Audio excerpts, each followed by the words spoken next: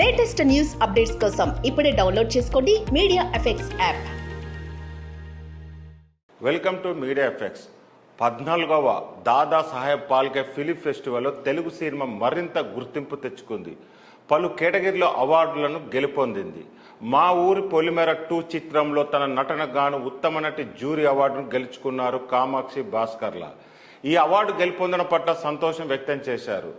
Month of Madhu చిత్రంలో తన అద్భుతమైన నటన గాను నవీన్ చంద్ర ఉత్తమ నటుడు అవార్డు గెలుచుకున్నారు. స్పెషల్ జ్యూరీ కేటగిరీలో ఉస్తాద్ చిత్ర అవార్డును గెలుచుకోగా క్రియేటివ్ డైరెక్టర్ సుకుమార్ కుమార్తె సుకృతి వేణి బండ్రెడ్డి ఉత్తమ బాలనటి అవార్డు గెలుపొందింది. గాంధీ తాత చెట్టులో తన నటనకు ఈ అవార్డు లభించింది.